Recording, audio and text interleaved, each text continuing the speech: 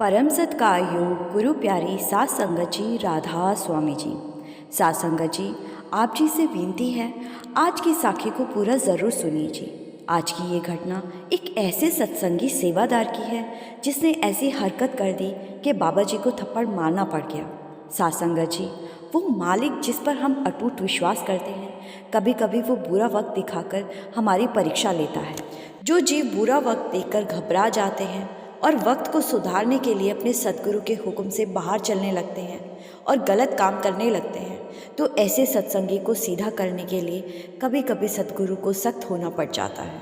सात संगत जी, एक सत्संगी सेवादार था जिसने अपने शहर के सत्संग घर में सेवा ली हुई थी और इस भाई का डेरे में भी बहुत आना जाना था। इस सेवादार भाई की पत्नी भी सत्संगी थी। दोनों ने बाबा जी से नामदान लिया हुआ था और दोनों का भजन सिमरन भी ठीक था। इनके परिवार में कुछ बाबा जी की कृपा से सब कुछ ठीक ठाक चल रहा था। तभी अचानक इस परिवार पर बुरा वक्त आ गया। इस भाई को अपने व्यापार में घाटा हो गया, जिस वजह से इसकी बाजार की देनदारी बढ़ गई और अब लेनदार इस भाई के घर भी आने लगे थे। इस भाई का एक जिगरी दोस्त था, लेकिन वो सत्संगी नहीं था। वो उल्टे सीधे कामों में ज़्यादा रहता था। इनकी बचपन की दोस्ती ज़रूर थी, लेकिन इस सत्संगी सेवादार पर अपने दोस्त के बुरे कामों का कोई प्रभाव नहीं पड़ता था और इसका दोस्त भी जानता था कि ये एक सत्संगी है, इसलिए वो भी इस भाई को कभी कुछ बुरा करने को या साथ देने को नहीं कहता था। तो ऐसे ही जब लेनदारों का घर में आना शुरू हो गया तो ये भाई बड़ा परेशान रहने लगा और सोचने लगा कि अब कैसे ये कर्जा चुकाऊं और कैसे आगे घर की गाड़ी चलेगी।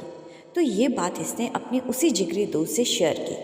इसके दोस्त ने कहा, तू चिंता मत कर, कुछ ना कुछ करते हैं। तो अगले दिन इसका दोस्त घर पर आया और कहने लगा कि पैसे का इंतज़ाम हो जाएगा, लेकिन उसके लिए तुझे मेरा साथ देना पड़ेगा। तो सत्संगी भाई पूछने लगा, लेकिन क्या काम करना पड़ेगा और किस तरह का साथ देना पड़ेगा? तो थोड़ा हिचकिचाते हुए इसका दोस्त कहने लगा कि देख, काम तो थोड़ा सा रिस्की है, लेकिन पैसा इतना मिल जाएगा कि सारी मुश्किलें दूर हो जाएगी। तो सत्संगी कहने लगा, रिस्की काम से मैं नहीं डरता, लेकिन काम गलत नहीं होना चाहिए। तो इसका जिगरी दोस्त समझाने लगा कि भाई, मैं तुझे किसी का गला काटने को नहीं कह रहा, हमें सिर्फ एक छोटी सी चोरी करनी है, और वो भी एक बहुत अमीर सेठ की दुकान पर। ये सुनते ही सत्संगी भाई अपनी कुर्सी से उठ खड़ा हुआ और दोस्त से कहने लगा कि ये क्या बकवास कर रहा है, इस तरह का काम मैं सोच भी नहीं सकता। तो इसका जिगरी दोस्त इसको समझाने लगा कि भाई, मैं तुझे गरीब के घर चोरी करने को नहीं कह रहा। ये सेठ लोग बहुत बड़े चोर होते हैं। ये लोग गरीब लोगों को पैसा ब्याज पर देते हैं और फिर उनका शोषण करते हैं, और ये लोग टैक्स में भी बहुत हेरा फेरी करते हैं। ऐसे इंसान के घर अगर चोरी की तो ऊपर वाले की नज़र में ये कोई गलत काम नहीं होगा।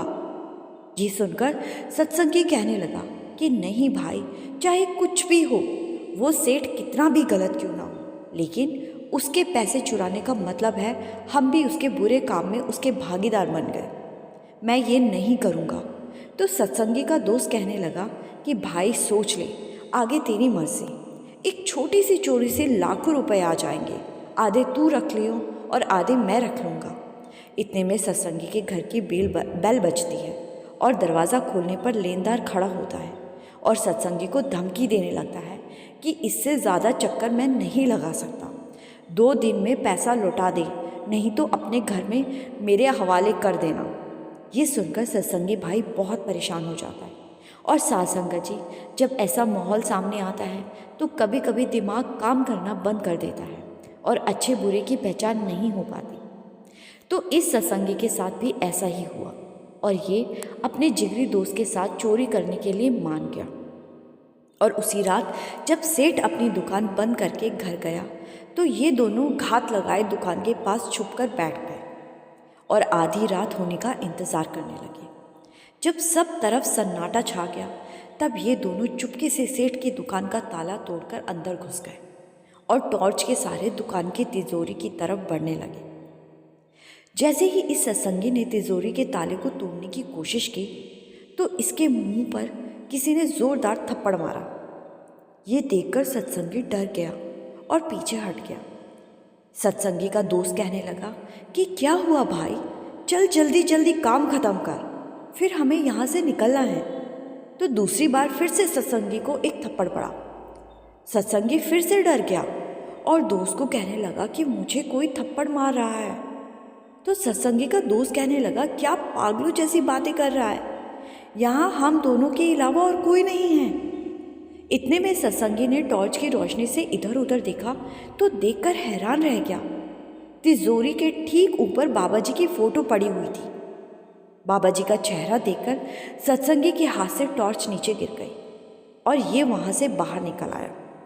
ये देखकर उसका दोस्त भी बाहर आ गया और बिना काम पूरा किए बाहर आने का कारण पूछने लगा। तो सत्संगी कहने लगा कि नहीं भाई, मैं ये काम नहीं कर सकता, मेरे बाबा जी मुझे बार बार थप्पड़ मार रहे हैं, मुझसे ये नहीं होगा। तो सत्संगी का दोस्त कहने लगा कि ये तेरा वहम है, वहाँ हम दोनों के अलावा तीसरा कोई नहीं है। तो सत्संगी कहने लगा कि जिस सेठ की ये दुकान है ये भी बाबा जी को मानता है और बाबा जी पर विश्वास करता है। तिजोरी पर मैंने बाबा जी की फ़ोटो देखी है। बाबा जी हमेशा अपने प्यारों के अंग संग रहते हैं, मैं ये काम नहीं कर सकता। बाबा जी ने हमेशा सबको हक हलाल की कमाई करने का हुक्म दिया है और चोरी करके मैं कभी भी बाबा जी के सामने नहीं जा पाऊँगा। अब चाहे मेरा घर ही क्यों ना बिक जाए, लेकिन मैं गलत काम नहीं करूँगा। ये कहकर सत्संगी अपने घर लौट आया और बाबा जी की फ़ोटो के सामने रोने लगा और कहने लगा कि बाबा जी मैं भटक गया था, मुझे माफ़ कर देना, मुझसे बहुत बड़ी गलती होने वाली थी। अगर आप आज मुझे तमाचा ना मारते तो मेरी पूरी नाम की कमाई मिट्टी में मिल जानी थी। आपने मुझे बुरा करने से बचा लिया। साथ संगत जी, इस पूरे संसार में ऐसा एक भी इंसान नहीं जिसके जीवन में कभी बुरा वक्त ना आया हो। बुरा वक्त तो कभी ना कभी ख़त्म हो ही जाएगा, लेकिन बुरे वक्त में कदम डगमगाए और गलत काम कर बैठे तो रूहानियत पर ऐसा दाग लगा बैठेंगे कि फिर वो दाग कभी नहीं मिट पाएगा। इसीलिए बुरा वक्त आने पर सब्र और विश्वास रखो। जैसे हर रात के बाद एक सुबह होती है, वैसे ही बुरे वक्त के बाद अच्छा वक्त भी ज़रूर आता है। भजन सिमरन करने वाले जीवों पर बुरा वक्त कई बार ज़्यादा समय के लिए भी आता है, क्योंकि ऐसे जीवों का अब दोबारा जन्म नहीं होना होता। इसीलिए बाबा जी ऐसे जीवों के पिछले सभी कर्म इसी जन्म में ख़त्म करवा दें, जिससे कि जीव का हिसाब ख़त्म हो जाए और वो अपने सच्चे धाम सचखंड पहुंच सके। इसीलिए हमें घबराना नहीं चाहिए। सासंगत जी, साखी को यहीं समाप्त करते हैं, फिर मिलेंगे एक नए दिन में एक नई साखी के साथ। साखी अच्छी लगी तो लाइक शेयर करना मत भूलिएगा और चैनल पर नए हैं तो सब्सक्राइब ज़रूर कर दीजिएगा। गुरु प्यारी सासंगत जी, राधा स्वामी जी।